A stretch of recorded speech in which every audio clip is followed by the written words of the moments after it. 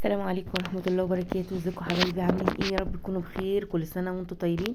الناس كلها بدأت تعمل الكحك والبسكوت وانا لسه بعمل في الكنافة. طبعا طول ما رمضان شغال، طول ما الكنافة والقطايف احنا بنعملها، بس النهاردة بقى هعملها بطريقة مختلفة معاكم، بالفراولة بصوص النوتيلا والشوكولاتة. بجد كده حاجة تحفة. وطبعا اقل كتير من الاسعار اللي بنسمع عنها بره الغريبه دي. بأتمنى الحاجه دي هتعمليها في البيت بكميات كتيره جدا وكبيره، وبسعر اقل من ربع كمان تمنها بره. يا رب ان شاء الله الفيديو يعجبكم. يلا بينا نشوف الوصفه ونشوف عملناها ازاي. وكل سنه وانتم طيبين. اول حاجه انا عندي نص كيلو من الكنافه، انا مفرزاها عشان تبقى سهله في التقطيع بايدي كده لحد بصي ما تبقى عامله شبه المكرونه الشعريه معاكي كده، ويمكن اصغر كمان، مفرفطه خالص. هضيف لها حوالي معلقتين كبار من السكر البودر، معايا حوالي كوبايه الا ربع من السمنه او الزبده اللي موجوده عندك. وهبتدي ان انا افركهم مع الكنافه كويس جدا لحد ما الكنافه تتشرب منها على النار. هبتدي انزل فيها كميه الكنافه اللي موجوده عندي. ما تقلقيش، ما تسيبهاش على النار عشان ما تتحرقش منك، والجزء ياخد لون والجزء التاني ما ياخدش لون. عايزه تحمريها على مراحل حبه حبه انت وراحتك. انا حمرتها لحد ما اخدت اللون الذهبي اللي انت شايفاه دوا. ما تقلقيش حتى لو في قطع ما اتحمرتش، احنا هنضربها في الكبه مع بعض هيبقى كلها لون واحد. انا هنا بصي ضربتها في الكبه بالشكل اللي انت شايفاه ده.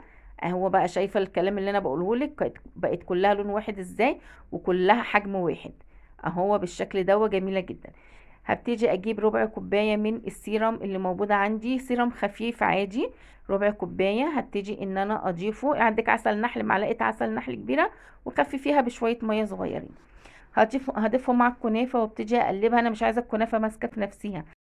انا بقى هحضر الجيلي اللي هحطه على الفراوله بطريقه مختلفه. انا معايا كوبايه من الميه حطيتها على النار. اول ما تبتدي تغلي معايا كيس من جيلي الفراوله، هبتدي انزل الكيس ده واقلبه كويس جدا على النار. اول ما الاقي ان هي ساحت خلاص الحبيبات بتاعه الجيلي، معايا نص كوبايه من الميه عليها معلقه كبيره من النشا. التكه دي مهمه جدا انها تمسك معاكي الجيلي على الكريم شانتيه مع الفراوله، وتحفه جدا. هتفضلي تقلبي الكلام ده كله مع بعض لحد ما تبتدي تغلي، ويبقى القوام بتاعها كده زي ما انت شايفه، تقيل شويه، مش تقيل قوي زي المهلبيه، بس القوام بتاعها كده تمام. هبتدي ان انا اسيبها على جنب تبرد تماما عشان نبتدي نشتغل فيها الكريم شانتيه والفراوله. يلا نحضر بقى ايه الصوص الشوكولاته التحفه بتاعنا. معايا كوبايه من اللبن الدافي، نص كوبايه من سكر البودره في الخلاط يا جماعه، ربع كوبايه من اللبن البودره، ومعايا معلقتين من الكريم شانتيه. احلى صوص شوكولاته هتاكليه الشوكولاته دي.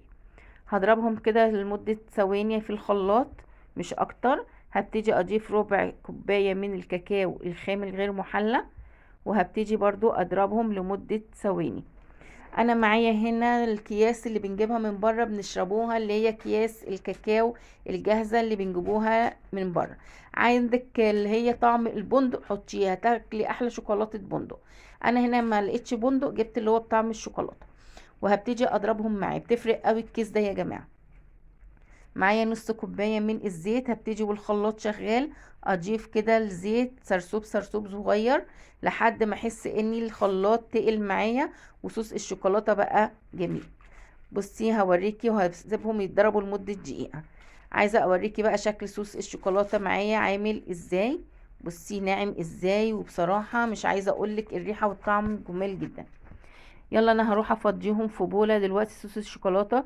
بصي القوام معايا حلو قوي القوام كده. يلا نحضر بقى الكريم شانتيه بتاعنا. انا معايا كوبايه متلجه من اللبن. هبتدي اضيف عليها معلقتين كبار من السكر، سكر حبيبات عادي. هبتدي اضرب الكلام ده كله كويس مع بعض بالمضرب الكهربائي لحد ما يعمل لي فوم كده ورغاوي، واحس ان السكر بتاعي خلاص داب معايا.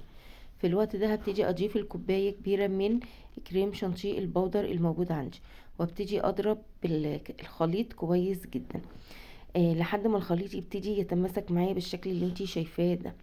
في الوقت ده انا كان عندي قشطه او كريمه لباني، حطيت معلقتين كبار للتعزيز، بس الطعم مش اكتر، مش عندك مش هتفرق.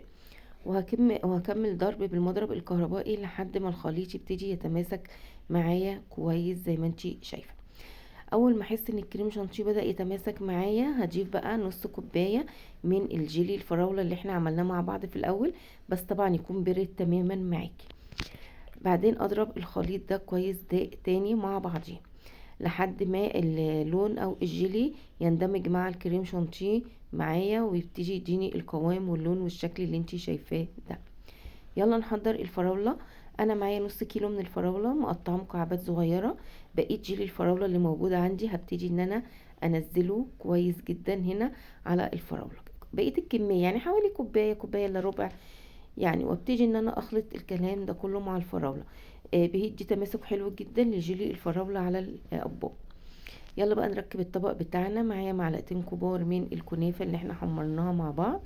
هبتدي بقى كريم شانتيه انزل بيه على الكنافة. انا الكريم شانتيه حطيته في كيسة يعني عشان يبقى سهل التوزيع شوية معايا وما يلخمنيش.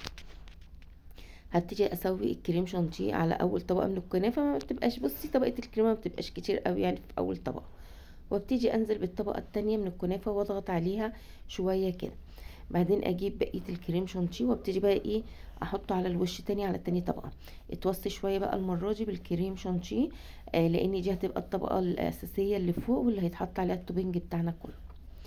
انا هنا سويتها. هبتدي اجيب بقى الفراوله اللي بالجيلي اللي عملناها وابتدي احط معلقه منهم او معلقتين كده على نص الطبق. عايزه تعملي الطبق كله بالفراوله تمام، طبق كله تاني بالشوكولاته تمام. انا عملت نص ونص. هنا هبتدي احط في النص التاني صوص الشوكولاته، كنت حاطاه في التلاجة شويه عشان يتماسك معايا شويه، قوامه جميل جدا ولما بيتحط في التلاجة بيمسك برضو اكتر. هنا حطيت شويه من صوص الشوكولاته زي ما انت شايفه في النص التاني من الطبق، ولو حسيتي ان الفراوله هنا محتاجه تحطي تاني حطي. عملت الطبق وكنت ضاربه سوداني بشويه من اللون الاخضر وحط عليه معلقتين من العسل الشربات بتاع الكنافه بالشكل ده. طبق جميل جدا تحفه. اللي عايزه اقولك الكميه عملت معايا ما شاء الله من الاطباق دي حوالي 15 طبق. شوفي انت بقى لو بتجيبيها من بره الطبق بيتكلف معاكي كام. عملناها في البيت بطريقه جميله. مش هتتكلف ربع الاتمان اللي بنسمعها بره والارقام الفلكيه للحلويات بتاعه الكنافه. اعملي كل حاجه في بيتك هتطلع طعمها جميل جدا جدا جدا، كريميه من جوه بصراحه احلى من اي كنافه ممكن تجيبيها من بره، وكفايه انتي عاملاها في البيت. يا رب الفيديو يكون عجبكم ان شاء الله. لو عجبكم الفيديو ما تنسوش اللايك وكومنت حلو منكم، واشوفكم في فيديو تاني ان شاء الله عن قريب. الناس كلها عملت الكحك والبسكوت وانا لسه بعمل في الكنافه عادي يعني. السلام عليكم ورحمه الله وبركاته، ورمضان كريم عليكم ان شاء الله.